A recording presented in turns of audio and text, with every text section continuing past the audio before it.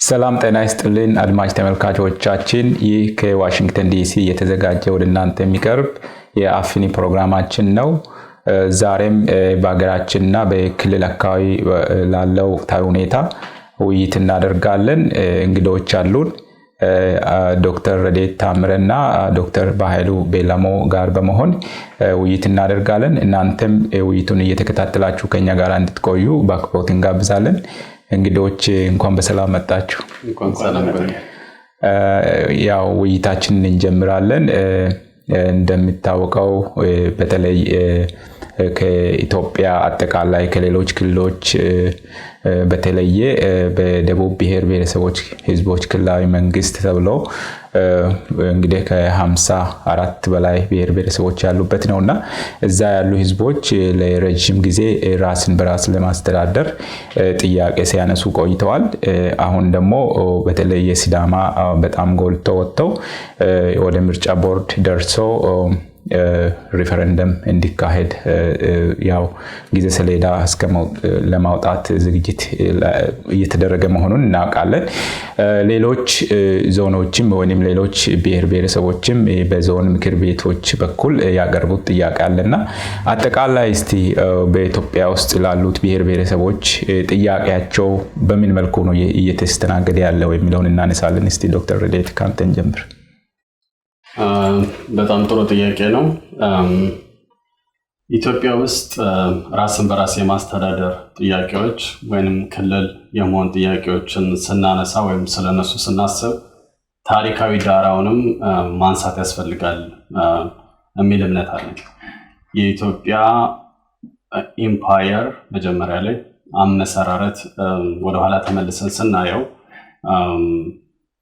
በሚሊታሪ ኃይል በዛን ሰዓት የአቢሲኒያ መንግስት የነበረው ፐሪፈሪ ላይ ያሉትን ወይም ዳር ላይ ያሉትን ብሔሮች በማስከበር የተመሰረተ ሀገር ነው። ከዛ መሰራረት ጋር ተያይዞ የብሔሮች ራስን በራስ የማስተዳደር የመፈለግ ጥያቄ ለዘመናት ሲንከባለል የመጣ ነው። አንዴ ሲሞቅ አንዴ ሲቀዘቅዝ በተለያዩ መንገዶች ሲታፈን ቆይቶ እዚህ የደረሰ ነው። ስለዚህ ከኢህአዴግ ጋር ወይም ከጠቅላይ ሚኒስትር አብይ አህመድ መምጣት ጋር ተያይዞ ራንደምሊ የበቀለ ባክግራውንድ ወይም መሰረት ስር የሌለው ጥያቄ አይደለም። ያንን መረዳት ያስፈልጋል። ወደ አሁን በቅርቡ ሀት ቶፒክ ስለነበረው በተለይ ከሲዳማ የክልልነት ጥያቄ ጋር ተያይዞ ስለተፈጠረው ነገር ለማንሳት የሲዳማ የክልልነት ጥያቄ ወይም ደግሞ የሲዳማ ራስን በራስ የማስተዳደር ጥያቄ እንደ ሌሎች ብሔሮች ራስን በራስ የማስተዳደር ጥያቄ ረጅም ታሪክ ከ100 ዓመት በላይ ታሪክ ያለው በተለያየ ጊዜ የተለያየ ተግዳሮቶችን እያለፈ የመጣ ጥያቄ ነው። አሁን በቅርብ ጊዜ ስለተከሰተው ነገር እንኳን ብናነሳ ህገ መንግስታዊ ፕሮሲጀሩን ህገ መንግስታዊ ሂደቱን ተከትሎ ጥያቄው ከቀበሌ ጀምሮ እስከ ዞን ምክር ቤት ባሉ ጸድቆ ወደ ክልል ምክር ቤት የቀረበ ነው። የክልል ምክር ቤትም ጥያቄውን አስተላልፎ ወደ ምርጫ ቦርድ ያደረሰው ጥያቄ ነበር። ይሄ ሁሉ በሚሆንበት ሰዓት ታዲያ ከመንግስት በኩል ይሰጥ የነበረው ምላሽ በጣም እርስ በርሱ የተምታታ፣ አንዳንድ ጊዜ ጥያቄውን የመደገፍ የሚመስል አዎንታዊ ምላሽ ጥያቄውን እንደግፋለን የማለት ከጀርባ ዞሮ ደግሞ ጥያቄውን ሊያደናቀፍ የሚችል ተግባር ላይ መሳተፍ ወይም መጠመድ የሴራ የመሸረብ አይነት አካሄዶች ናቸው ሲካሄዱ የነበሩት። በዚህም ሲዳማ ውስጥ እርስ በርስ ግጭቶችን ለመፍጠር ጥያቄውን የሚያነሱ አካላት መካከል አንድነት እንዳይኖር ለማድረግ ለማወሳሰብ ጥያቄውን ብዙ የጀርባ ሴራዎች ይሰሩ ነበር። ይሄ ሁሉ መደረግ የሌለበትና አላስፈላጊ ነበር። ሲዳማ ራሱን በራሱ ክልል ሆኖ ማስተዳደር ቢጀምር የሲዳማ ኔሽን እንደ ኔሽን ባህሉን ካልቸሩን ለማስጠበቅ ሪሰርች እየሰራ ማንነቱን ለማስጠበቅ ከፌደራል መንግስት ጋር መሃል ቤት ሳይኖር ቀጥታ እየተገናኘ የተመቻቸ ፖለቲካዊና ኢኮኖሚያዊ ሁኔታን መተለም ለራሱ የሚችልበት ሁኔታ ይፈጠራል። በዛ ራሱ ተጠቅሞ አገርንም የሚጠቅምበት ሁኔታ ይፈጠራል እንጂ ማንንም ተጎጂ አያደርግም። ነገር ግን የሲዳማ ክልል ሆኖ መውጣት አገር ያፈርሳል፣ ኢትዮጵያ ላይ ያልቅላት ነው የሚል ከአመክንዮ ጋር የተፋታ ጥሩምባ በከፍተኛ ሁኔታ እየተነፋ ከዳር ዳር እየተስተጋባ እና ብዙ አክተሮች ተደምረውበት መንግስትም ለነዚህ ጩኸቶች ድምጽ ሰጥቶ ለነዚህ ጩኸቶች ጆሮ ሰጥቶ ሲያደርግ በነበረው ሁኔታ ተግዳሮቱ ከፍ ያለ ሊሆን ችሎ ነበር። ስፔሲፊካሊ ወደ ተከሰቱት ነገሮች ስንመጣ የሲዳማ ህዝብ ጥያቄ ኢሊቶች የሚያጮሁት ወይም በጥቂት ምሁራን የሚቀነቀን እንዳልሆነ በግልጽ በሚያሳይ መልኩ ከሚሊዮን በላይ የሚሆን ህዝብ ከአንድም ሁለቴ በአንድ ወቅት ላይ አጠቃላይ ማህበረሰቡ በሌላ ወቅት ደግሞ ሴቶች ወጥተው አደባባይ ላይ በመውጣት ጥያቄያችን ነው፣ የህዝቡ በሙሉ ፍላጎት ነው በሚል ገልጸው ነበር። የህዝቡን ጥያቄ ሪስፔክት አድርጎ ከመንግስት ዘንድ የተሰጠ ምንም አይነት ምላሽ አልነበረም፣ ዝምታ ነበር። በአጠቃላይ እስከ 11ኛው ሰዓት ድረስ ከመንግስት ለጥያቄው አክብሮ የመስጠት ከህዝብ ጋር ተቀራርቦ የመስራት ፍላጎት ኢኒሺዬሽን የማሳየት ነገር አልነበረም። በ11ኛው ሰዓት ግን ጠቅላይ ሚኒስትር አብይ አህመድ በፓርላማ አጀንዳ አድርገውት ሳይሆን ከፓርላማ አባል ለተነሳላቸው ጥያቄ መልስ ሲመልሱ ከመንግስት ዘንድ ሪል በጎ ፍቃድ እንደሌለ ጠቋሚ የሆነ ምላሽን ሰጥተው ነበር። 3 ምክንያቶችን አንስተዋል ጠቅላይ ሚኒስትሩ በፓርላማ። አንደኛው የምርጫ ቦርድ ጊዜ እንደሚፈልግ ለማደራጀት የካፓሲቲ ችግር እንዳለበት ካፓሲቲ ቢልድ ለማድረግ ጊዜ እንደሚፈልግ ከጊዜ ጋር የተገናኘ ምክንያት አስቀምጠዋል። በሁለተኛ ደረጃ ያስቀመጡት ምክንያት ደህዴን የሚያስጠናው ሳይንሳዊ ጥናት አለ፣ ያ ለመጠናቀቅ ጊዜ ይፈልጋል የሚል ምክንያት ነበር ያስቀመጡት። ይሄ በመሰረቱ ምንም አይነት ህገ መንግስታዊ አግባብ የሌለው ፕሮሲጀር ነው። የደህዴን ጥናት የህዝብ ጥያቄ ህገ መንግስቱን ጠብቆ ከመመለስ ጋር የሚያገናኘው ነገር የለም። ስለዚህ በዛ መልኩ ብንቀበለውም እንደው ከጊዜ ጋር የተገናኘ ምክንያት ነው ብለን ልናልፈው እንችላለን። ሶስተኛው የጠቀሱት ምክንያትና የመንግስትን በጎ ፍቃድ ማጣት የሚያሳየው ወይም አለመኖር የሚያሳየው ምክንያት ደግሞ ምንድነው? ሌሎች ክልሎች ይሁንታ ሊሰጡበት ይገባል የሚለው እዛ ውስጥ ዲቴል ውስጥ ገብተን መናገር እንችላለን። ግን ህገ መንግስቱ ላይ 39ም 47ም አርቲክሎች ላይ ሌሎች ክልሎች መስማማት አለባቸው የሚል ምንም አይነት ቅድመ ሁኔታ የተቀመጠ የለም። ከዛ ከህገ መንግስቱ መንፈስ ውጪ እና ሰልፍ ዲተርሚኔሽን የሚለው ራሱን ገላጭ የሆነ ቃል ከዛ ተጻራሪ በሆነ መንገድ ክልል ሆኖ ለመውጣት የሌሎች ክልሎች ይሁንታ መገኘት አለበት ብለው የቱ ጋር ማነቆ እንዳለ የጠቆሙበትን መልስ ሰጥተዋል። ስለዚህ የመንግስት በጎ ፍቃድ ወይንም ዊል እንደሌለ ማደናቀፊያ ሰበብ እየተፈለገ እንደሆነ አመላካች የሆነ ምላሽ ነው የሰጡት። ከዛ በኋላ ደግሞ ከጥቂት ቀናት በኋላ በ11ኛው ሰዓት ላይ አጌን የምርጫ ቦርድ ከምርጫ ቦርድ የኃላፊነት ማዕቀፍ ውጪ የሆነ ቅድመ ሁኔታዎችን ዘርዝሮ እንደገና ለማደናቀፍ የሚመስል ወይንም ጥያቄውን በአዎንታዊ መንገድ እየተመለከተው እንዳልሆነ የሚጠቁም አይነት መግለጫዎችንና ቅድመ ሁኔታዎችን ያስቀመጠበት ሁኔታ አለ። እነዚህ ሁሉ አመቱን ሙሉ ወይም ደግሞ ከዛ በፊት እንግዲህ ከቆጠርን ለብዙ አመታት እየታገለ ለቆየ ህዝብ ድንግርግር እንዲፈጠር እና በጅታ ውስጥ እንዲገባ ያለ መረጋጋትና መንግስት አሁንም ጥያቄያችንን ሊያፍን ነው ወይ የሚል ቁጣና የመደነጋገር ስሜት ውስጥ እንዲገባ አድርጓል። ስለዚህ ይሄን ተከትሎ ህዝቡ በአይ ቲንክ በ11 ቢኮዝ አመት የሚሞላበት ቀን ነው ሬፈረንደም እስከዛ ተደርጎ መጠናቀቅ ነበረበት። መንግስት የሚጠበቅበትን ኃላፊነት ተወጥቶ ቢሆን ኖሮ ነገር ግን እስከዛ ሰዓት ድረስ የተደረገ ሪፈረንደምም አልነበረም። ከመንግስትም ሲሰጡ የነበሩ ምላሾች ኃላፊነት የጎደላቸው አደናጋሪ ስለነበሩ ይባስ ብሎ ምርጫ ቦርድ ህገ መንግስቱ ላይ አልተጻፈ ማንኛውም በተራ ንባብ ማንም ሰው አማርኛ ወይም እንግሊዘኛን አንብቦ መረዳት የሚችል ሰው መረዳት እንደሚችለው ጥያቄው ለክልል ምክር ቤት በገባ በአንድ ዓመት ጊዜ ውስጥ ምርጫ ይደራጃል ከሚለው ተጻራሪ በሆነ መልኩ ለኔም አንድ ዓመት ጊዜ መሰጠት ይገባል ብሎ ምርጫ ቦርድ በእብሪት በኃላፊነት በጎደለው ሁኔታ የተናገረውን ተከትሎ ህዝቡ በጉዳዩ ላይ በ1111 ለመምከር ትራዲሽናሊ ጉዱማሊ ወደሚባለው ቦታ በሚያዘግሙበት ሰዓት በጉዳዩ ላይ ለመምከር አንድ ላይ መንግስት በወሰደው የኃይል እርምጃ ከዛም በኋላ ህዝቡ ደግሞ በቁጣ ለዛ በሰጠው ምላሽ የተፈጠረውን ኮምፕሊኬሽን ሁላችንም ያየነው ነው።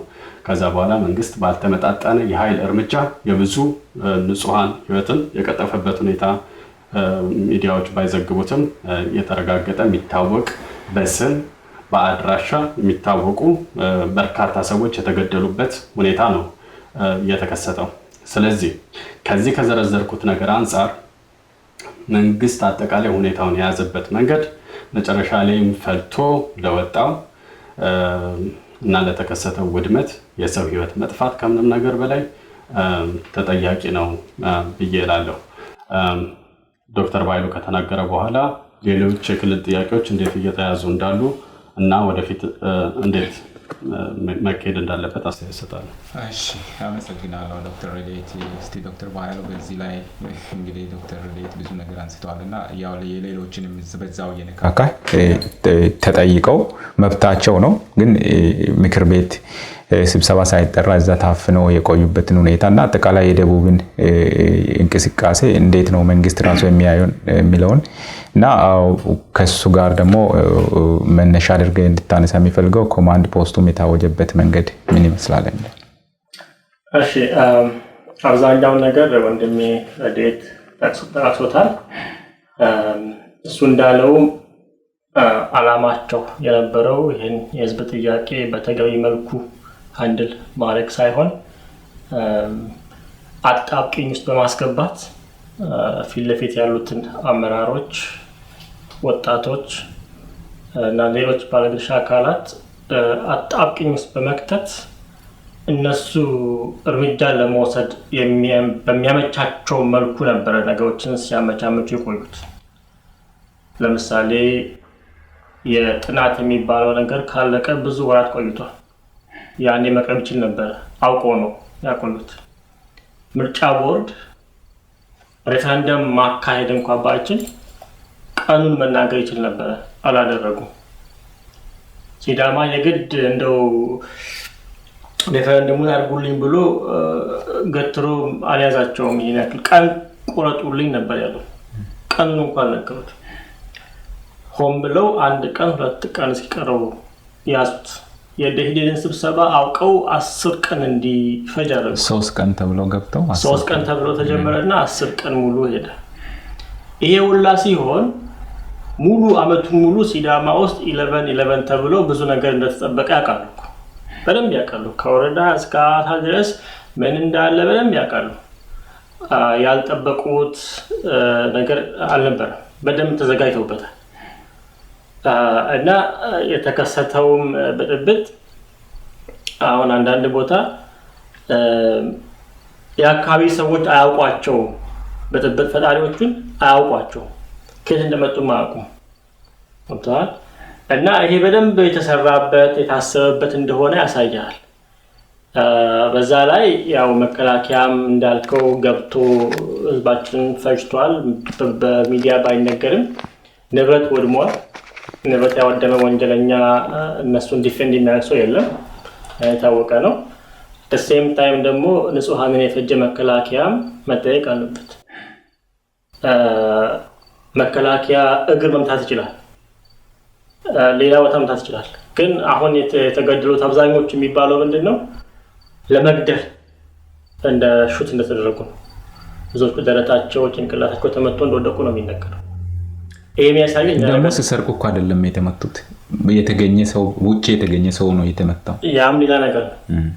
እና ይሄ እንዳለ የሚያሳይ ምንድነው ይሄን ነገር ጀኒዩንሊ ለመፍታት ሳይሆን ለመቀልበስ የሚሄዱበት መንገድ እንዳለ ነው የሚያሳይ። በህግ ሲሄዱ አልቻሉም፣ ህገ መንግስቱ አይፈቅድም።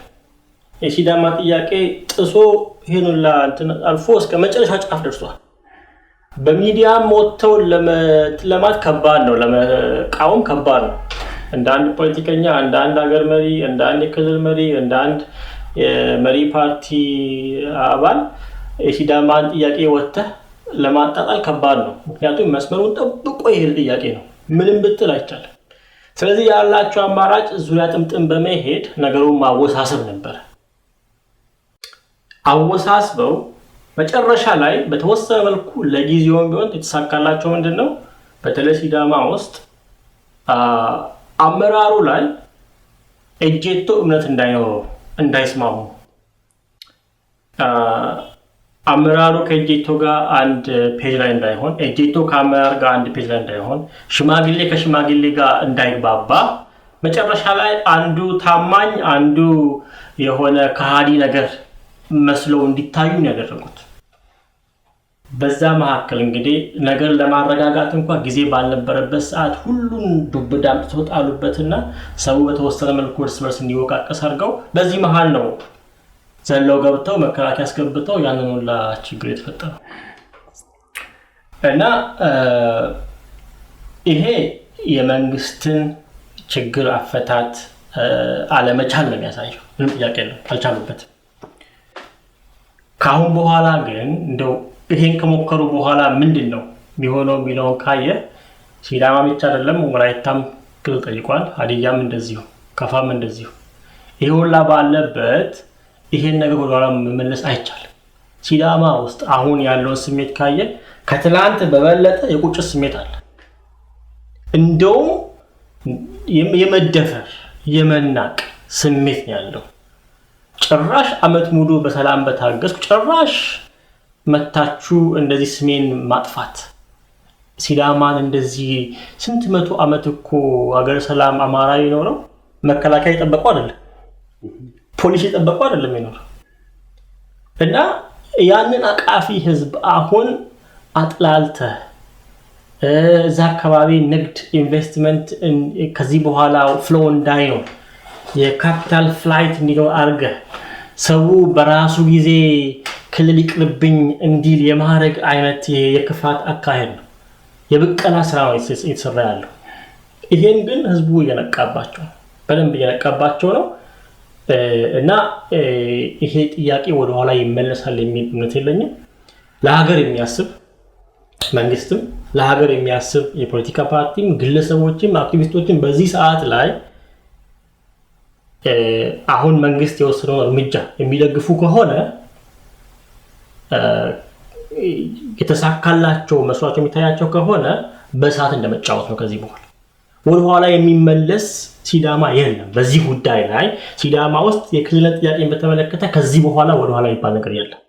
ይሄን ሁሉም ሰው ማወቅ እና ወላይታም ሀዲያ ውስጥ ያለው ሁኔታ እስከምሰማው ድረስ ተመሳሳይ። ስለዚህ ይሄንን በህገ መንግስቱ መሰረት የህዝብን ጥያቄ መፍታት ብቸኛ አማራጭ ነው ብዬ ነው የማስበው። መልካም፣ ያ ብዙ ነገር ተነስቷል። እኔ ትንሽ ነገር እዚህ ላይ የራስን ሐሳብ ለመጨመር አመጣጡ አጠቃላይ የህዝቦችን ህገ መንግስታዊ ጥያቄ ለማስተናገድ መንግስት ፍቃደኛ እንዳልሆነ ነው የሚያሳየው ማለት ነው። እና ግልጽ ነው፣ ይሄ ምንም ክርክር የሚያስነሳ ጉዳይ አይደለም። ምክንያቱም የሲዳማ ህዝብ ያሳየው አመቱን ሙሉ ያሳየው 364 ቀን ሙሉ በሰላማዊ መንገድ አሳይቷል። ነገር ግን ከጎን ለሲዳማ ህዝብ የተጠና ባይዘው ፕላን የተደረገ ነገር ነው ይሄ። ምክንያቱም ጠቅላይ ሚኒስትሩ ራሱ እንደ አጀንዳ አድርጎ ባያነሳም ከምክር ቤቱ አባል ለተነሳው ጥያቄ መልስ የሰጠበት ሂደት ሌላ ቦታ በተፈጠረው በጣም ኢሞሽናል ሆኖ ተናገሩ። ሳያውቁ ነው የተናገሩት ማለት ይቻላል። ምክንያቱም እቅድ ነው ይሄ። አንደኛ ሶማሌ እንደሆነ ደቡብ ይሆናል ያሉበት ምክንያት ሶማሌ ላይ የነበረውን ነገር ደቡብ ላይ ኳሊፋይ እንዲያደርግ እየተሰራ ያለ ስራ ነው ያለው። ምክንያቱም ሶማሌ ላይ ቤተክርስቲያን ተቃጥሏል። ሲዳማ ውስጥ ቤተክርስቲያን የሚያቃጥል አካል እየተዘጋጀ ነው ያለው ከኋላ ማለት ነው። አልተነቃም። ጠቅላይ ሚኒስትሩም ሳያውቁ ነው የተናገሩት ይሄንን ነገርና ይሄንን እኔ መንግስት ራሱ በተለይ የፌደራሉ መንግስት ክልል ውስጥ ሆነው ደይደን ውስጥ ሆነው ያልተለወጡ በህዝብ ዘንድ ማለት ነው የህዝብን ፍላጎት ይዘው ወደፊት ማስቀጠል የማይፈልጉ ግን በፌደራል መንግስት ተገዢ ሆነው ከየትኛውም የሚመጣውን አጀንዳ ማስተናገድ የሚችሉ ሰዎች ሄደው ከዛ ፕላን የተደረገውን ነገር ይዘው አምጥተው የሰሩበት ሁኔታ ያለ ነው የሚመስለው እና በሌላ በኩል ደግሞ የህዝብን ድምጽ የሚያስተጋቡ ከህዝብ ጋር አብሮ የቆሙትን ቀደም ብሎ መምታትና ከህዝብ ለመለየት የመሞከር ሁኔታ ነው ያለውና ይሄ አጠቃላይ የደቡብን ፖቴንሻል አሳንሶ በማየት መንግስት እኔ ያልኩትን ብቻ ካልፈጸማችሁ መኖር አትችሉም ወደሚል መስመር የገባበት ሁኔታ ነው ያለውና እስቲ በዚህ ላይ ቀረ የምትለውን ነገር አንስተህ ምንድነው በቀጣይነት ህዝቡም ባለድርሻ አካላትን ማድረግ ያለበት የሚለውን እስቲ ጨምር ዶክተር።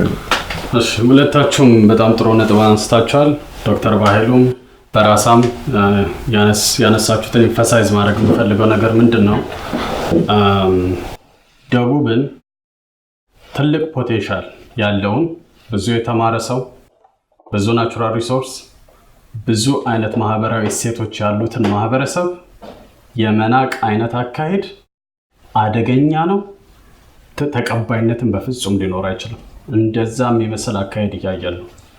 የኢትዮጵያ ፖለቲካ ከሶስት ብሔሮች የወጡ ልሂቃን ፍጨት ውጤት ነው ተብሎ እየተነገረ ነው። ደቡብን የሚያህል ትልቅ ፖቴንሻልና ሪሶርስ ያለው ህዝብ ግን ገለልተኛ ሆኖ የበይ ተመልካች ወይንም ደግሞ የዳር ተመልካች ሆኖ ስቴብል የሆነች ሀገር ይኖረናል ብሎ ማሰብ አለማወቅ ሰርከምስታንሶችን ኢትዮጵያ ውስጥ ያሉትን ከረንት ሲቹዌሽኖች በትክክል ካለመረዳት የሚመነጭ አደገኛ ስሌት ነው።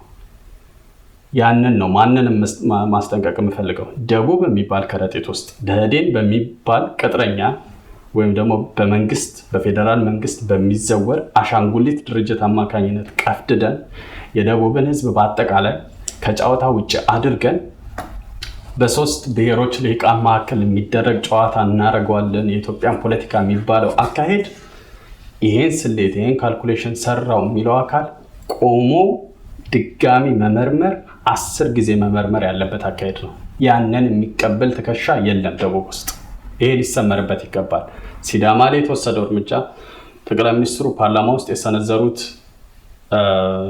ዛቻ በአጠቃላይ የደቡብን ፖለቲካ የደቡብን ተጽዕኖ አሳንሶ የማየት ነገር እንዳለ የሚያመለክት ነው። ይሄ ተቀባይነት የለውም፣ መስተካከል አለበት። የህዝቦች ጥያቄ ብሔሮች የሚያነሱት ጥያቄ አሁን ከፋውም እያነሳ ነው፣ ወላይታውም እያነሳ ነው፣ ከምባታውም እያነሳ ነው። ሌሎች የሚያነሱም ካሉ በህገ መንግስቱ መሰረት ብቻ ጥያቄያቸው መስተናገድ ይኖርበታል።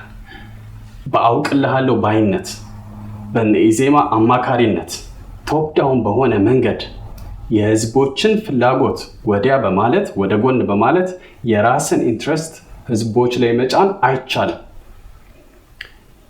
ይበልጥ ሀገራችን ውስጥ ወደፊት ቀውስ የሚያመጡ ነገሮችን ኢምፕላንት ለማድረግ ካልሆነ በስተቀር ሌላ ችግር አገሪቷ ላይ በእንቅርት ላይ ጆሮ ደግፍ የሚሆን ነገር ለማስቀመጥ ካልሆነ በስተቀር ይህ አካሄድ ተሞክሮ ያልሰራ ነው። ኢትዮጵያ ውስጥ ባለፉት 60 ዓመታት የተፈጠሩ ችግሮች በሙሉ በብሔር ቅራኔ ዙሪያ የሚያጠነጥኑ ናቸው።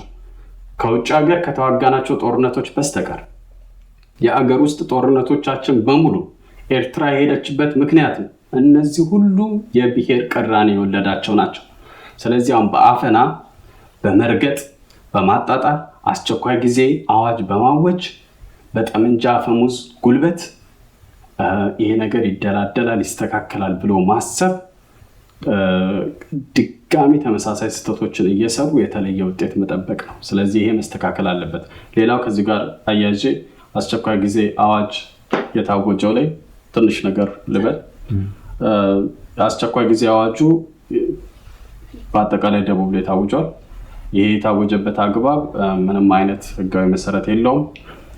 ጥያቄ እያነሱ ያሉ ዞኖችን ዲስከሬጅ ለማድረግ ለማፈን የህዝብን ጥያቄ የህዝብ ድምጽ ሆነው ፊት ለፊት ላይ ወጥተው አድቫንስ የፕሮሞት እያደረጉ የነበሩ ሰዎችን ከስልጣን ገሸሽ ለማድረግ ኢንቲሚዴት ለማድረግ የታቀደ ነው። ስለዚህ ይሄም በጣም አደገኛ አካሄድ ነው። ይሄም መስተካከል አለበት። ወደፊት ውጤቱ ጥሩ ስለማይሆን ማለት ነው እና መንግስትም ጥያቄ እየጠየቁ ያሉ ህዝቦችም መብታቸው እንደሆነ አውቀው በህጋዊና ህጋዊ መንገድ ብቻ ወደ ኃይል ሳይገባ ሰላማዊ በሆነ መንገድ እስካሁን እያካሄዱ እንዳለው በዛ መልኩ እንዲቀጥሉ መንግስትም ደግሞ አፈናውን በጠመንጃ አፈሙዝ ማስፈራራቱን አቁሞ በህጉ መሰረት የህዝቦችን ጥያቄ እንዲመልስ ያ ብቻ አማራጩ ስለሆነ ነው ማሳስበው። እሺ አመሰግናለሁ ዶክተር ረዴት። እንግዲህ ተመልካቾቻችን ውይይታችን እንደቀጠለ ነው። ከአፍታ ቆይታ በኋላ ተመልሰን እንመጣለን።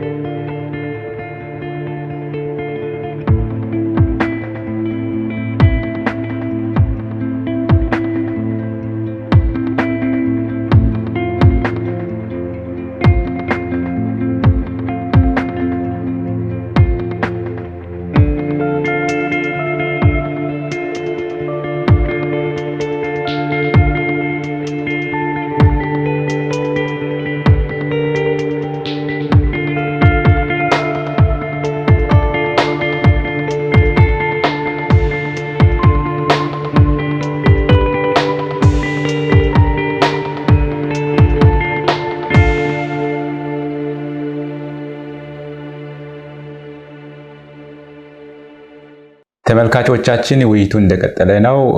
እስቲ ዶክተር በኃይሉ ቅድም ለተነሳው ነገር እንግዲህ የህዝብ ህገ መንግስታዊ ጥያቄዎችን መንግስት ሃንድል ያደረገበትን ሁኔታ አንስተናል። ከዚሁ ጋር ተያይዞ በተጠና መንገድ መጨረሻ ላይ ኦልሞስት ከአመት ዝምታ በኋላ ኮማንድ ፖስት ታውጇል። ሰላማዊ የሆነ እንቅስቃሴ ከለውጡ ጋር ለውጡን ደግፈው ሲያደርጉ የነበሩ ወጣቶች እና ምሁራን ታስረው ነው ያሉትና እስቲ በዚህ ሁኔታ ውስጥ ነው ያለነውና እስቲ ምን መደረግ አለበት በቀጣይ ከህዝቡም ሆነ ባለድርሻ አካላት ምን ማድረግ አለባቸው ትላለ እንደ መፍትሄ? ጥሩ የጥናት ጉዳይ ቅድም ተነስቷል። ጥናቱ ሲጀመር ሲዳማ ውስጥ አልተካሄደም። ይሄንን ሲዳማና ሐዋሳ ሲዳማና ሐዋሳ አንድ ነው። አይ እነሱ እንደገለጹት ለማለት ነው እና አልተካሄደም። ስለዚህ ሲዳማ ውስጥ ጥያቄውም ገብቶ ያለቀለት ጉዳይ ስለሆነ ከዚህ በኋላ መሆን ያለበት ለሚያይ ለጤነኛ አእምሮ ግልጽ ነው። ያለቀለት ጉዳይ ነው። 5 ወር ብለዋል። በ5 ወር ጊዜ ውስጥ ያሉትን ሬፈረንደም አካሂደው በሰላም በበቀል ስሜት ሳይሆን በሰላም ይሄ የህገ መንግስቱ እንዲፈጸም ማድረግ ብቻ ነው ያለው ማለት ነው። እንዳልከው ደግሞ ታስረዋል ሰዎች። ይሄን ሁለት ቦታ ከፍዬ ነው ማየው። አንደኛው ወንጀል ሰራ ሊሆን ይችላል፣ ንብረት ሲያወድም ሰው ሲገድል ምናምን፣ ያንን ህግ የሚያል ጉዳይ ነው። ሌላ ደግሞ ፖለቲካሊ የሆነ ስራ አለ። ለምሳሌ የኤጀንቱ አስተባባሪዎች የአገሪቱ የፌደራል ፖሊስ ኮሚሽነር የመሰከረላቸው አመቱን ሙሉ ከፖሊስ በተሻለ መልኩ ሲዳማን የሐዋሳን የሲዳማን ሰላም ሲያስጠብቁ የነበሩ እና አብይ እና ኢሳያስ ሲመጡ ጊዜ ውጪ ያድረው የከተማዋን ሰላም ሲያስጠብቁ የነበሩ የከተማዋ ሰላም በሌቦችና በቀሚዎች ሲወረር በይፋ መግለጫ አውጥተው ይሄ እኛን አይወክለንም፣ በእኛ ስም ኤጀንቶንን እያሉ ሌብነት፣ ዝርፊያ፣ ነጠቃ ውስጥ የገቡ አሉ፣ እሰሩልን ብለው መግለጫ ያወጡ ልጆችን ነው አሁን እናንተ ናችሁ ብጥብጥ ያስነሳችሁት ብሎ ማሰር ይሄ የፖለቲካ እርምጃ ነው፣ ግልጽ ነው። ስለዚህ ልጆች መፈታታቸው አንደኛ ትክክለኛም ስለሆነ ሊፈቱ ይገባል። ሁለተኛ እዛ አካባቢ ዘላቂ ሰላም እንዲመጣም ከተፈለገ ከዚህ በኋላ ሌላ ዙር ችግር ውስጥ እንዳንገባ ከተፈለገም ሊፈቱ ይገባል ብዬ ነው የማስበው። ያለውን ሁኔታ ከነሱ በተሻለ መልኩ ሊያረጋጋ የሚችል ኃይል የለም እዛ አካባቢ በዚህ ሰዓት ላይ። ስለዚህ የፖለቲካ እስረኞች የጄቶ አስተባባሪዎች የኤስኤምኤን ስራ አስኪያጅ ምክትል ስራ አስኪያጅ ሁላ ታስረዋል ኤስኤምኤን ገና ስራ ከጀመረ በተለይ ኢትዮጵያ ውስጥ የወራት ጊዜ ነው ቢሆን እና ሙከራ ስርጭት ላይ ነው ያለው ልጆቹ እንዲማሳት ተገቢ አይደለም ሚዲያው እንዳልከው ገና ሙከራ ላይ ያለ ሚዲያ ነው እና እንደውም ይሄ ሚዲያ በመጠቀም ሰውን ሲያረጋጉ የነበሩ ልጆችን ነው ያሰሩበት ምክንያት ቀደም እንደተባለው ምንድነው እዛ አካባቢ የፖለቲካ ተጽዕኖ ፈጣሪ የሆነ ኃይል ተፈጥሯል የህዝቡን ጥያቄ የህዝቡን ፍላጎት የሚያንጸባርቅ ለህዝቡ ታማኝ የሆነ ኃይል ተፈጥሯል ይሄንን የማይወዱ ቂም የቋጠሩ ኢህአዴግ ውስጥም ከኢህአዴግ ውጭም አሉ በሲዳማ ላይ ጣት የሚቀስሩና ቂም ሲቋጥሩ የቆዩ ቀን ሲጠብቁ የነበሩ አሉ ታዲያ እቺን አጋጣሚ በመጠቀም ነው እኚህ ሰዎች እርምጃ እንዲወሰድባቸው ያደረጉት ይሄ ባክፋይር ማድረጉ አይቀርም የሲዳማ ህዝብ ልጆቹ እንደዚህ በግፍ ታስረው ዝም ብሎ ይኖራል ዝም ብሎ ያያል ማንንም ፌስቡክ ላይ የወጣ ስማቸውን እያነሳ ታማሚዎች ናቸው ምኖች ናቸው ያለ ሲፈረጅ ዝም ብሎ ያያል ብሎ ማሰብ ጅልነት ነው ፒውሪነት ነውና ይሄ እንዳልኩክ የሚፈታው የሆነው ሆኗል በመንግስትም በኩል የተሰራው ደባ እንዳለ ግልጽ ነው ያንን መድገም ግን የባሰ ችግር ስለሚከት ልጆቹ ሊፈቱ ይገባል በወንጀል የሚጠየቀው ንብረት ያወደመው ሊጠየቅ ይገባል ምንም ጥያቄ የለው ሌላ ሰው ብዙ ሰው ሞቷል ቆሰሉም ችግር ውስጥ ነው ያሉትና የሞተው አብዛኛው ሁሉም በሚታወቀው ሲዳማ ይሄ ሚዲያዎች አይናገሩ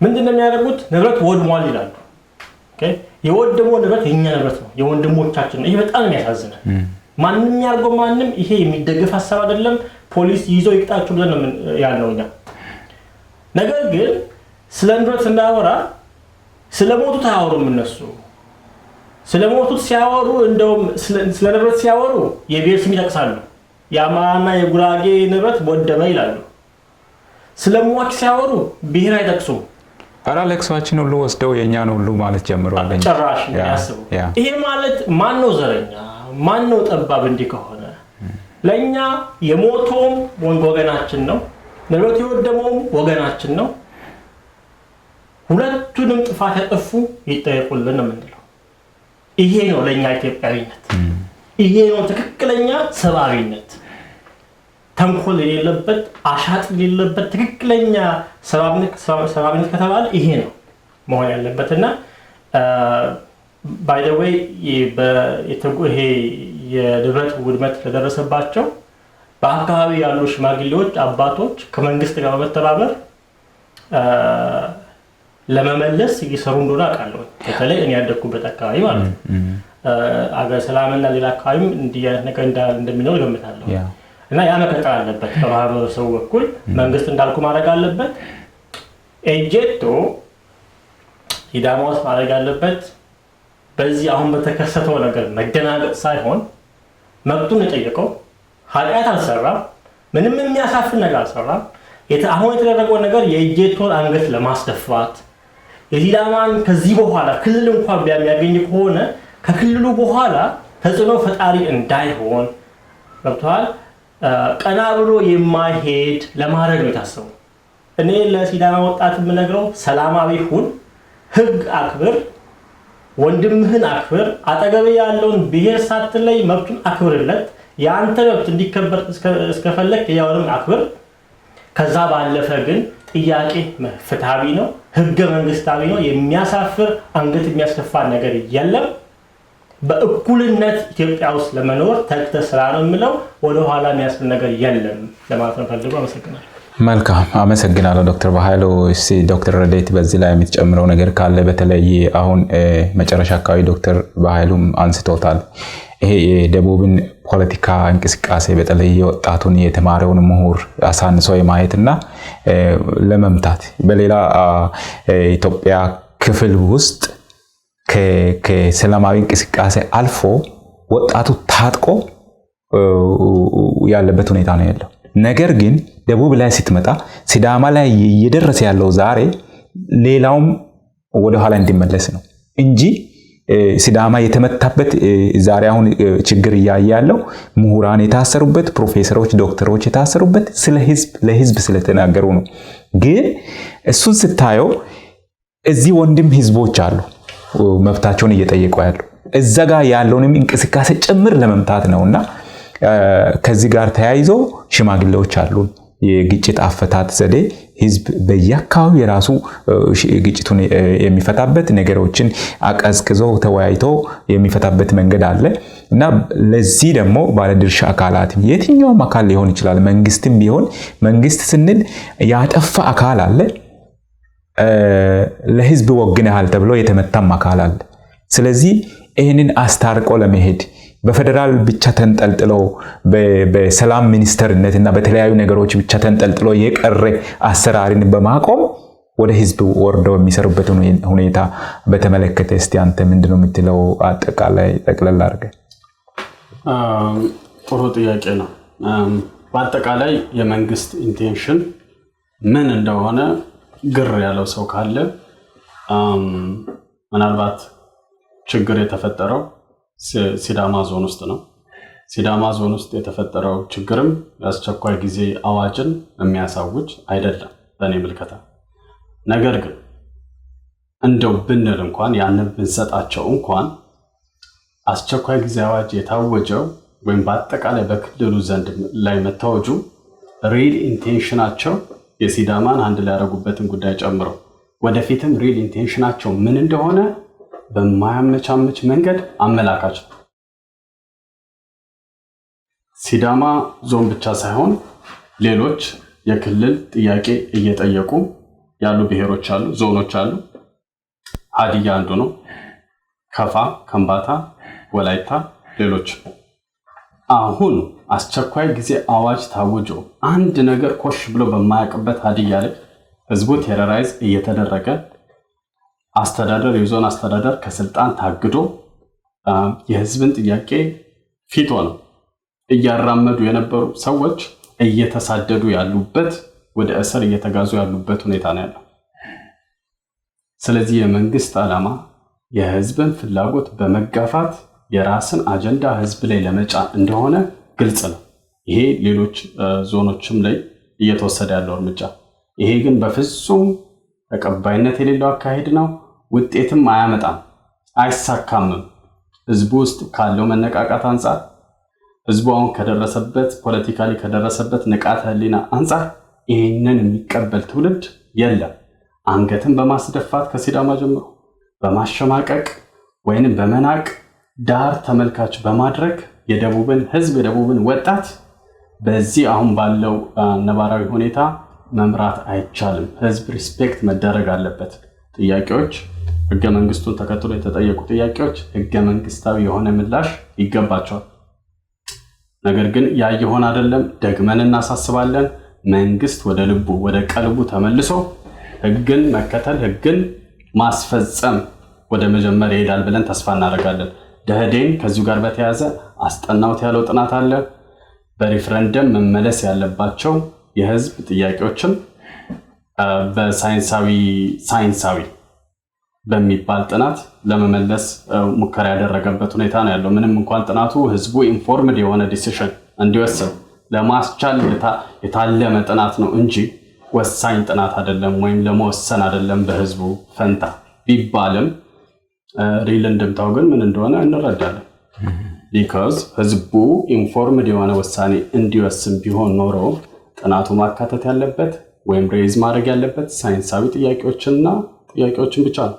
ማለት ለምሳሌ አንድ ላይ በመቆየት የሚገኙ ማህበራዊ፣ ኢኮኖሚያዊ፣ ፖለቲካዊ ጥቅሞች ምንድናቸው?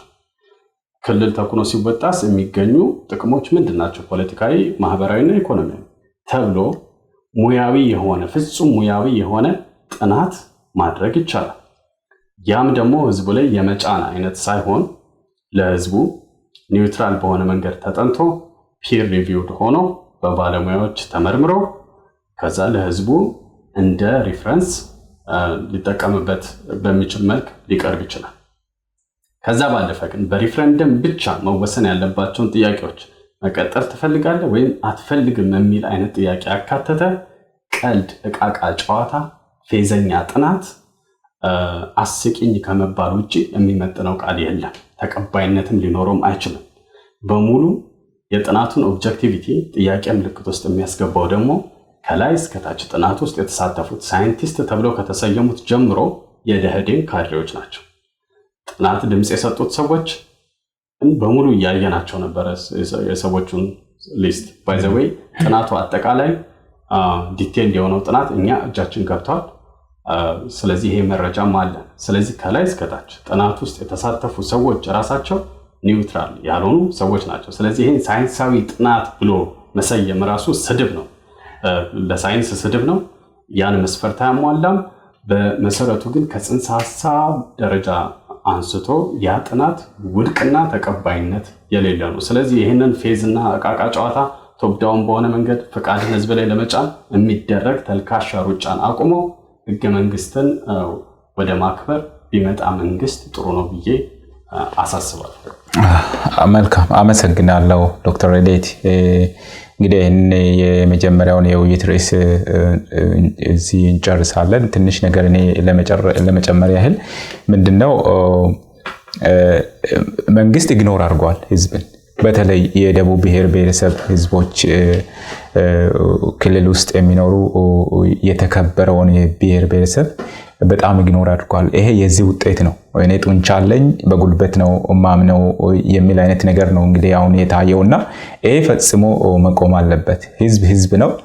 ኢትዮጵያ የሁሉም ብሔር ብሔረሰቦች ሀገር ናት እንጂ የሁለትና የሶስት ከፊት ያሉት የሚጫወቱ ሌሎች ደግሞ ተከታይ ሆነው ተረግጠው በመሳሪያ እየተገደሉ የሚኖሩበት ሀገር አይደለም። አሁን እየተደረገ ያለው የሰብአዊ መብት ጥሰቶችም አሉ።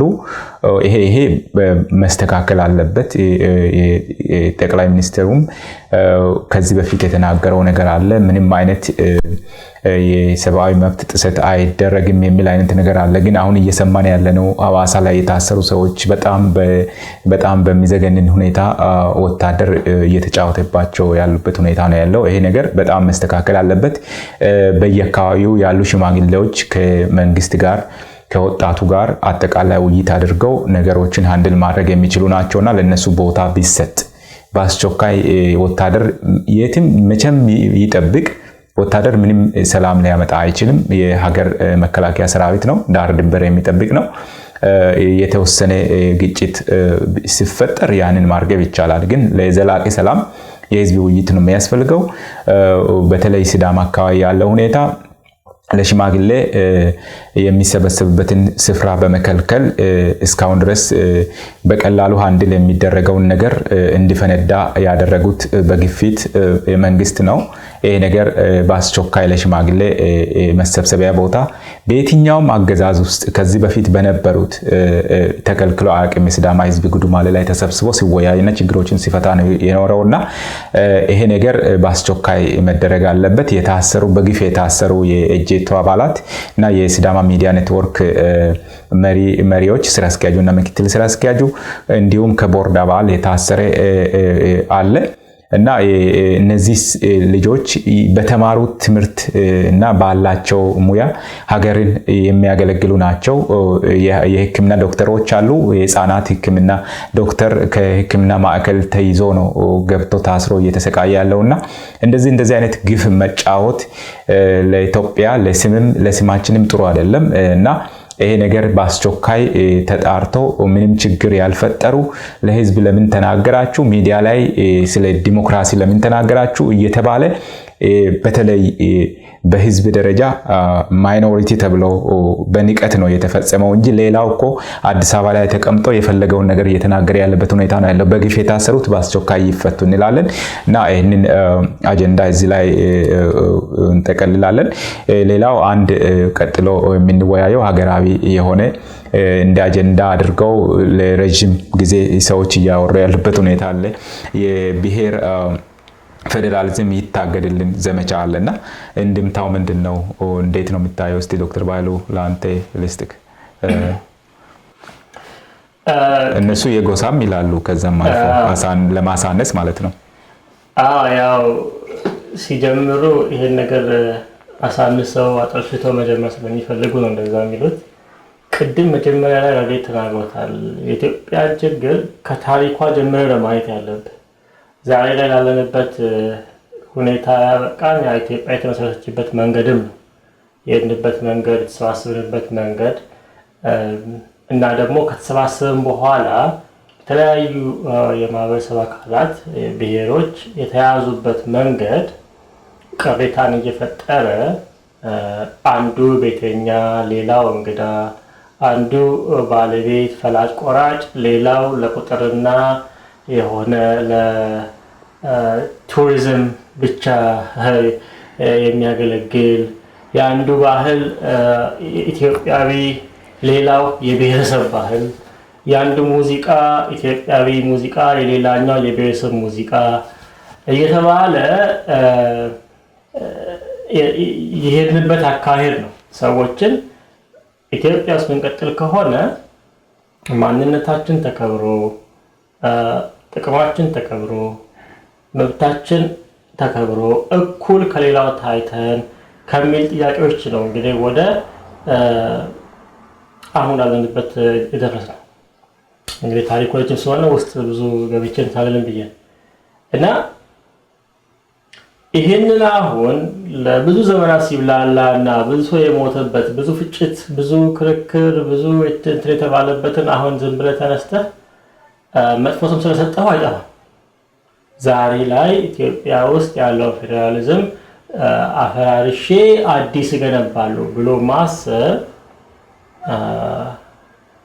እኔ እንጃ በጣም ከባድ ነው። እንዴት እንዳሰቡት አላውቅም። ምናልባት ሲዳማ ውስጥ፣ ኦሮሚያ ውስጥ፣ ሶማሌ ውስጥ በተወሰነ መልኩ አማራ ውስጥም ቢሆን ትግራይ ውስጥ ካየ ቤኒሻንጉል ብትሄድ አሁን ያለውን ሲስተም ዴሞክራቲክ አለመሆኑን እንጂ ለብሔሮች የሰጠውን ቦታ አልጠሉትም። ሁሉም ላይ ወዶ ይችላል። ይሄ ሲስተም በጣም ፐርፌክት ነው አይዲያል ነው ማለት አይቻልም። የሚጎለው ነገር ሊኖር ይችላል። ያንን ማስተካከል አለብን ብሎ መመካከል ያባት ነው። አፍርሰን እንገንባ የሚለው አካሄድ ሀገር ያፈርሳል እና እየተባለ ያለው ይሄ የጎሳ ፌደራሊዝም ይፍረስ፣ ህገ መንግስቱ ይሰረዝ፣ ይደለዝ፣ እንደገና እንጀምር፣ የብሔር ፌደራሊዝም ማለት ቤዚካሊ ዘረኝነት ነው፣ ኢትዮጵያን ይበታትናል የሚለው አንደኛ ከዚህ በፊት የነበረው ሲስተም ነው ኢትዮጵያን አደጋ ላይ ጥሎ የነበረው። ኤርትራ ሄዳለች። በዚሁ ምክንያት የኤርትራን ጉዳይ በሰላም መያዝ ሲቻል ሲጀመር ኃይለ ሥላሴ ነው ኮንፌዴሬሽኑን አፍርሰው ጠቅልለው ከዛ በኋላ ሌላ ችግር ሲተገባ ደርግም ነገሩን በሰላም ጥያቄያቸውን በተገቢ መልኩ መያዝ ሲችል እኚህ ወንበዴዎች፣ እኚህ ሌቦች፣ ተገንጣዮች ምናምን ሲል ነው ሄደዋል እነሱ። አሁንም የሚፈለጉ ምንድን ነው አላውቅም። ሲዳማውን ገፍቶ፣ ኦሮሞውን ገፍቶ፣ ሶማሌውን ገፍቶ ምን እንደሚፈልግ ግራ ነው የሚገባኝ። ስለዚህ የሚሻለው በዚህ ሰዓት ላይ ባለፉት 27 ዓመታት የሄድንበትን መንገድ ገምግሙ። አንዳንድ መሻሻሎችን ማለት ካስፈለገ ችግር የለውም እንወያይበታለን። ህገ መንግስቱ ክፍት ነው፣ ለማሻሻል ይቻላል። ዞሮ ዞሮ የሚያመጣ ነው እንጂ ከሰማይ የወረደ አይደለም ህገ መንግስቱ። በጎደለ ለማሻሻል እነጋገር ከሆነ እንትኑ እኔ እስማማለሁ። አፍርሰን እንገባ ከሆነ እንዳልኩት ኢትዮጵያን ያፈርሳል። ለሀገር የሚጨነቅ ሰው በዚህ ሰዓት ላይ ከዜሮ እንጀምራለን። ለሀገር የሚያስብ ለአንድነት የሚያስብ ከዜሮ እንጀምራለን እና እኔ ሰው ትንሽ ቆም ብሎ ቢያስብ ጥሩ ነው ብዬ አስባለሁ። በዚህ ሰዓት ላይ መነጋገሩ መደማመጡ ይሻላል። አሁን ኢትዮጵያ በዚህ ሰዓት ላይ አፎርድ አታረግም ህገ መንግስት መቀየርን እንዲህ ማነው ሰርዞ እንደገና መጀመርን አፎርድ አታረግም ኢትዮጵያ።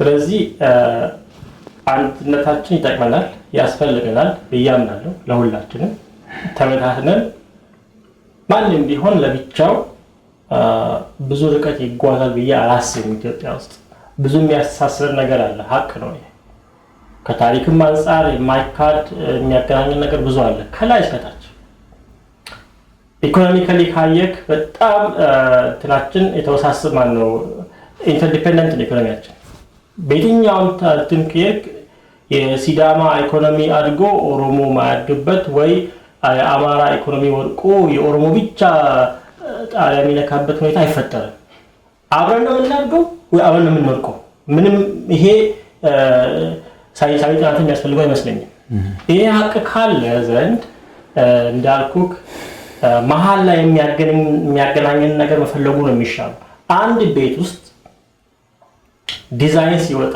የዛ ቤት ባለቤቶች ሁሉም አዋጥተው መሆን አለበት እኔ ያልኩት ብቻ ሙሉላ አይደለም እኔ ያልኩት አይዲያ መጥቶ እሱ ያለው አንተ ያልኩ መጥቶ የሆነ መሃል ቤት ያለ ነገር ነው እንጂ የሚያስፈልገን እኔ አልተመቸኝም እናንተ ቢመቻችሁ እኔ አልተመቸኝም ስለዚህ እኔ ያልኩትን ተቀበሉ አለበለዚያ ኢትዮጵያ ለችግር ከሆነ እንግዲህ ለኢትዮጵያ መፍረስ ከዚህ በኋላ ተጠያቂ የሚሆነው ያ አካል ነው እና ይሄንን ነው እሺ አመሰግናለሁ ዶክተር በኃይሉ ዶክተር ረዳኢት እስቲ በዚህ ላይ አንተ የምትጨምረው ነገር ካለ የብሔር ፌደራሊዝም ይታገድልን ዘመቻና እንደምታው የሚለው ላይ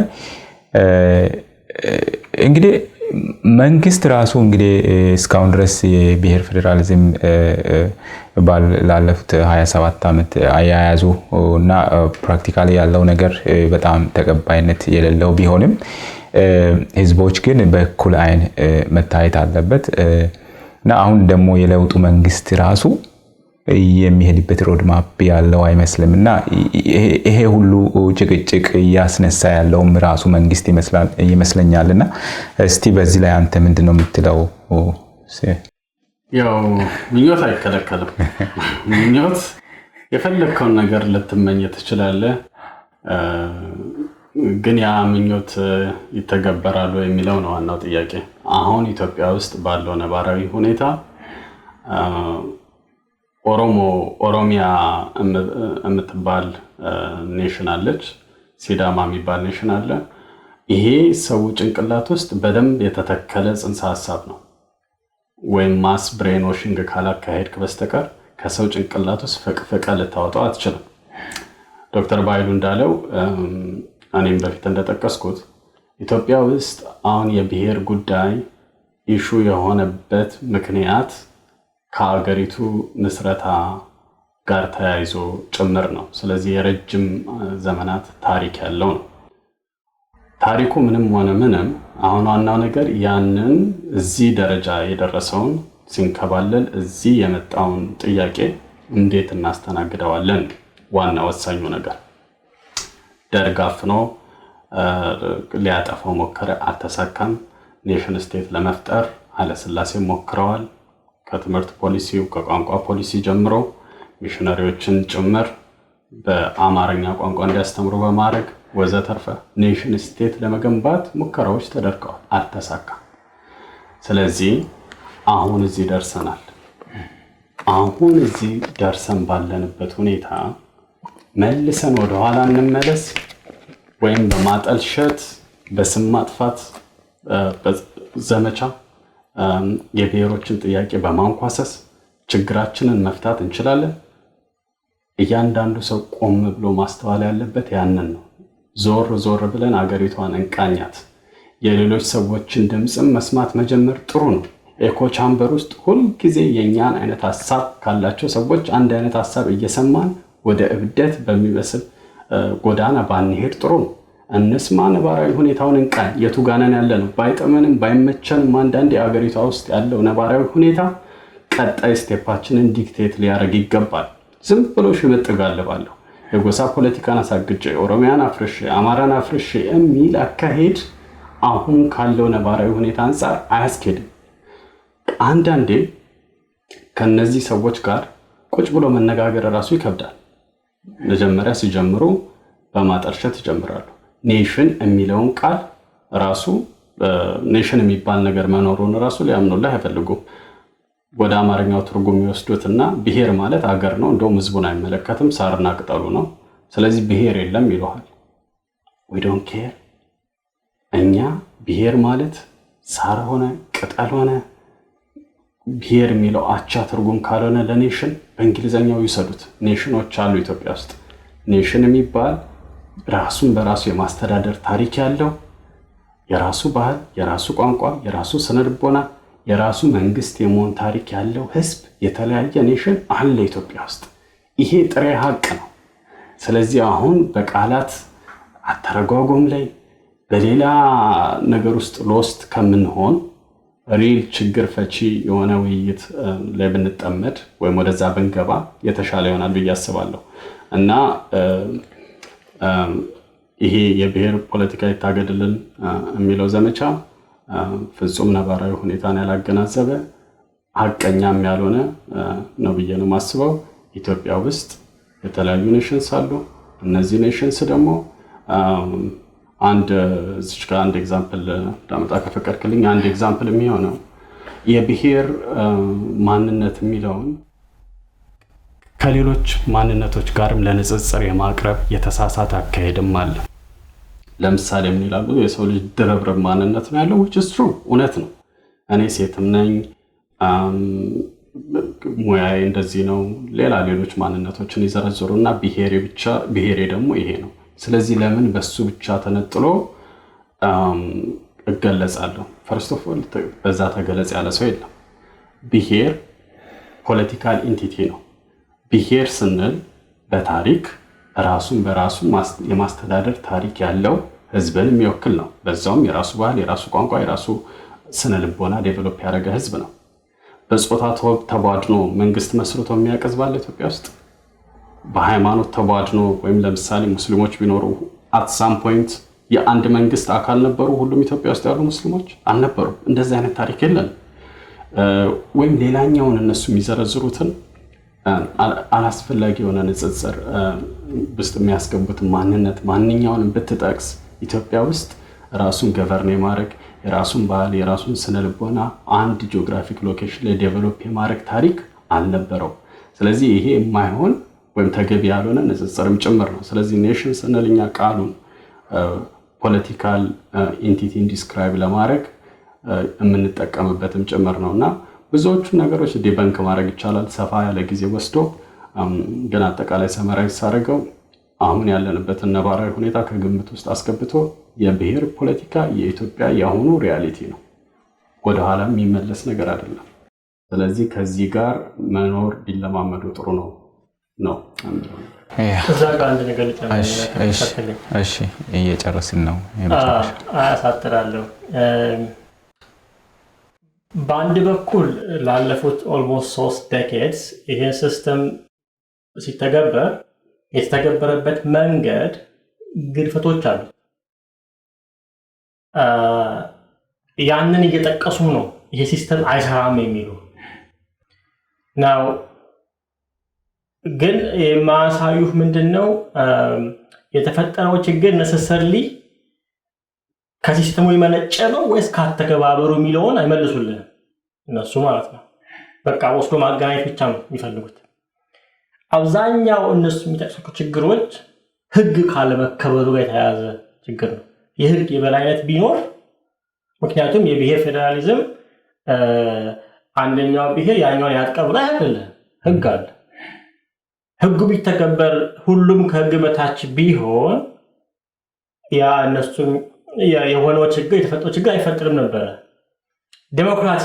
ዴሞክራሲ ቢኖር ምን ፈልገው እኛ ማልታይ ናሽናል እንትን ሲስተም ዴሞክራቲክ የሆነ ምን ፈልገው ግን የነበረን ዴሞክራቲክ ይሆናል ነበር ሶ ዴሞክራታይዝ ካደረገ ብዙዎቹ ሰዎች የሚያነሷቸው ችግሮች ይቀርፋሉ ግን ያችን አያነሱ ኮዝነሱ የሚፈልጉት ችግሩ እንዲቀርፍ ሳይሆን ሲስተሙ እንዲቀየር ነው የሚፈልጉት እና ያሉት ግጭቶች የሰብአዊ መብት አለመከበር ምናምን እንዳልኩ ያለውን ሲስተም ዴሞክራታይዝ ከማድረግና የህግ የበላይነትን ከማስከበር ጋር የተያያዙ ናቸው እኚህቱ ነገር ካረክ ያሉት ችግሮች ይፈታሉ ሌላው ችግር ምናልባት ይሄ ምናልባት የብሔር ፌዴራሊዝም የሚደግፉ ሰዎች ለራሳቸው ማመን ያለባቸው ነገር ብዬ ማስበው ዞሮ ዞሮ አንድ ሀገር ነው የገነባን ያለነው። ብዙ ትናንሽ ሀገር ለመገንባት አለማላማችን። የብሔር መብት ተከበረ ማለት ኢትዮጵያን ዘንግተህ ለተቀን ስለ ብሔር ብቻ ትጨነቃለህ፣ የጋራ ኢንትረስቶች አያሳስቡህም ማለት አይደለም። ቅድም እንዳልኩት ኦሮሞ የፈለገ ቢሆን አማራ ውስጥ ብጥብጥና ሌላ አናርኪ ተፈጥሮ ኦሮሚያ የበለጸገች መሆን አትችልም። በጣም ከባድ ነው። ብዙ ድንበር ላይ የተያዙ ነገሮች አሉ። እዛ ሰላም ካልሆነ አንተ ሲጀመር ልታርግም አትችልም። ማንኛ ግብይቱም ኢኮኖሚውም ብዙ ብቻ ሃይሊ ኢንተርዲፔንደንት የሆነ ሶሳይቲ ነው ያለ እና ከዛ አንፃር የብሔር መብት ሲከበር ሀገራዊ አንድነቱን በማይሸረሽር መልኩ መሄድ አለበት። የጋራ የሆኑ እሴቶች አሉ። ያንን መርሳት ሳይሆን ያንን ማጎልበት ያለበት። የኦሮሞ ብሔር መብት እንዲከበር ኢትዮጵያዊነት መጥፋት የለበትም። ኢትዮጵያዊነት መስተካከል ያለበት። ኦሮሞን ያልያዘ ኢትዮጵያዊነት፣ የኦሮሞን ማንነት ያልወከለ ኢትዮጵያዊነት ነበረ። አዎ። ስለዚህ ከዚህ በኋላ ኢትዮጵያዊነትን ገንብተን የጋራ ማንነትን ገንብተን የብሔር መብታችንን ማስከበር እንችላለን። ላለፉት 20 ምናምን ዓመታት የሆነው ትንሽ የሚያስፈራ ነገር ምንድነው? ያ የጋራ ነገር ምንም እንደሌለ ተደርጎ ብሔሮችን ከፋፍለ የመግዛት ነገር፣ መብታቸውን የመስጠት ሳይሆን ከፋፍለ እርስ በርስ እንዳይተማመን የጋራ የሆነ ነገር እንደሌለው አድርገህ የመግዛት ነገር ነው የነበረው። ያ መቀየር አለበት። ያ ሲቀየር ይሄ ሲስተም ያው የሚያዋጣ የሚያማክል ይሆናል የሚል ነው። መልካም አመሰግናለሁ ዶክተር በኃይሉ። እንግዲህ ውይይታችንን እንጨርሳለን። እኔ ትንሽ ነገር በዚህ ላይ ለመጨመር ምናልባት ከመንግስት ጎን የሚቀር ነገር አለ። መንግስት የራሱን ቁርጠኛ አቋም ማሳየት አልቻለም። በተለይ ዘመቻ ወደሚደረግበት እንደ ንፋስ ወደዛ ነው የሚያዞረው ፊቱንና ያ በጣም ትልቅ ክፍተት ፈጥሯል። ህዝብ እየተጎዳ ነው ያለው፣ ህዝብ እየተሰደበ ነው ያለው። አንተ ለራሲ ማንነት ስትታገል ይሄን ያህል 100 ዓመት በላይ ስትታገል ትኩረት ያልሰጠህ አካል ዛሬም ባንተ ላይ ሌላ ዘመቻ ሲያደርግ ህዝብን አክብሮ መንግስት ከህዝብ ጋር ተወያይተው መስተካከል ያለበትን ነገር ለማስተካከል አልተነሳሳም በጭራሽ። ይሄንን ዘመቻ ለሚያደርገው መንገድ ከፍቶ ነው ዝም ያለውና ይሄ በጣም ትልቅ ስህተት ነው፣ ከመንግስት የማይጠበቅ ነገር ነው። በሌላ በኩል ደግሞ ህዝቦች በጋራ ቅድም እናንተን እንዳነሳችሁት በጋራ የሚኖሯት ሀገር እንደመሆኗ መጠን የህዝቦችን እኩልነት ጠብቀን ለመሄድ ከመስራት ውጪ ሌላ አማራጭ እንደሌለ ሰዎች እያወቁ በታትነውን ደግሞ ከዛ ለቅመው ምን ለመገንባት እንደሚፈልጉ እኛ እናቅም። ይሄ ነገር በመንግስት በኩል በጣም ትኩረት መሰጠት አለበት። ብሔር ብሔረሰቦች መናቅ የለባቸውም። በጭራሽ የብሔር ፌዴራሊዝም ከሚለው አልፎ የብሔር ብሔረሰቦች እኩልነትን የመገለጫ የሚሆነውን ነገር አጣሞ የጎሳ ወደ ማለት ገብተዋልና ይሄንን ያየ መንግስት ደግሞ ትኩረት ሰጥተው ከህዝብ ጋር ተወያይተው መስራት የሚጠበቅበትን ስራ መስራት አለበት። ህገ መንግስቱን ለማስከበር ደግሞ ቁርጠኛ አቋም ማሳየት አለበት። ህገ መንግስቱ መስተካከል መሻሻል ካለበትም በህገ መንግስቱ ላይ የተቀመጠ አቅጣጫ ነው ያለው እንጂ ሰዎች ባደረጉት በሰጡት አስተያየትና በሚያደርጉት እንቅስቃሴ አይደለም። የህገ መንግስቱ የሁሉም ብሔረሰቦች ቃል ኪዳን ነው። መግቢያ ላይ የተቀመጠውም እኛ የኢትዮጵያ ብሔር ብሔረሰቦች ተብሎ ህገ መንግስቱ ላይ የተቀመጠው እንጂ አንድ ግለሰብ አዲስ አበባ ተቀምጦ ወይ ሚዲያ ስላለው በሚጨፍረው በዛ ቤዝ ተደርጎ የሚቀየር አይደለምና ይሄ ነገር መስተካከል አለበት እንላለን። እንግዲህ ተመልካቾቻችን ውይይታችንን እዚሁ ላይ እንጨርሳለን። ዶክተር ረዴት ታምረና ዶክተር በኃይሉ ቤላሞ እንግዲህ በተመልካችና በአድማጮች ስም እጅግ አድርጌ አመሰግናለሁ። ይህንን ዝግጅት እየረዳን ከኛ ጋራ በካሜራ በሁሉ ነገር የቆየው ፋና ለማየው ነው። እኔም ይህንን ዝግጅት በመምራት ከናንተ ጋር የቆየሁት በራሳ ኩማለው ነኝ። በቀጣይ ሌላ ፕሮግራም እዚህ ዋሽንግተን ዲሲ ከሚገኘው ዝግጅቱን እያዘጋጀን የተለያዩ ሀገራዊና በክልል አካባቢ ባለው ሁኔታ ላይ ውይይቶችን እናቀርባለን። ሌላ ጊዜ በሌላ ፕሮግራም እስከምንገናኝ ቸርን ሰንብት።